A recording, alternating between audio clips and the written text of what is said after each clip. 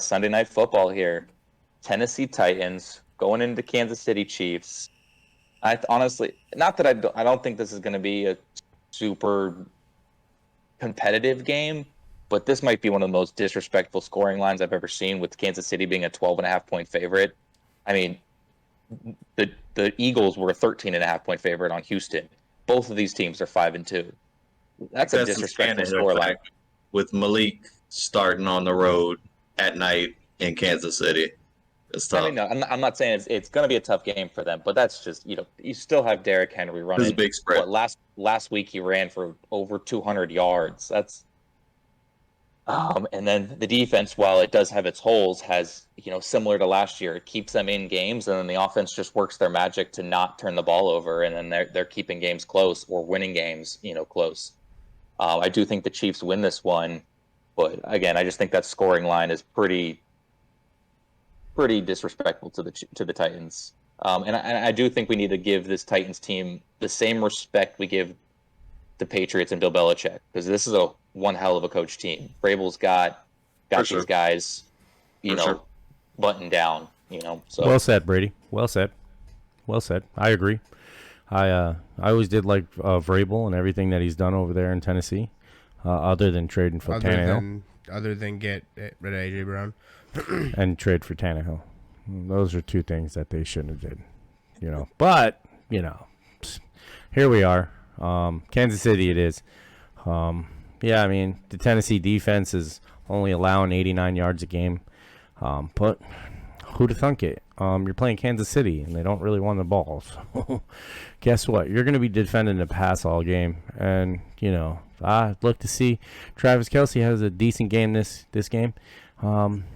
Like he's been all year long. I don't see it being any other way this game. But I'm going KC. I don't know. How about you, Nikki? To touch on what you were saying, Brady, about it, what would you say it was 12.5, the line? 12.5 for the Chiefs. That's crazy. 12.5. So the Chiefs are averaging 31.9 points a game, so 32 points a game, and Tennessee's averaging 18. That's 12 points. When you look at it that way, that's 12 points difference. That KC's putting up 12 more points a game than Tennessee is, if you look at it that way. So I agree with you. I still feel like Tennessee deserves more respect than that. But when we're talking about the Chiefs and the Titans, it's a whole different level. It's a whole different category. I know we're talking about the number 1 seed last year, Titans, who are also playing well this year. But 18.9 yards or 18.9 points per game for Tennessee is just not enough. It's not going to be enough against KC. KC's going to score. You got to figure a way out how to slow them down. Derrick Henry's not going to be enough in this game. Malik's going to have to put it in the air. KC for sure. And I got KC, by possibly double digits. I'm not mad at the spread. Kansas City's only allowing 92 yards a game. I mean, that's under 100 yards a game. That's pretty good on defense. They're not really known for having the best run defense ever, or even pass defense for that matter. But, they've been good enough to keep Kansas City atop for quite some time now. They've been on top. It's looking like KC across the board. Well said, Nick. I'm in complete agreement, and I gotta disagree. I started by saying much respect to Vrabel, but I think even when he goes home at night, has got to be scratching his head and being thankful that they got to play the Colts with the wheels off twice already this season. Their schedule has been, that included Washington. So it's smoke and mirrors with them to me. Nick Bolton on Kansas City's defense is very impressive to me. Then you got Jones, who's going to show up with his lunch pail as well.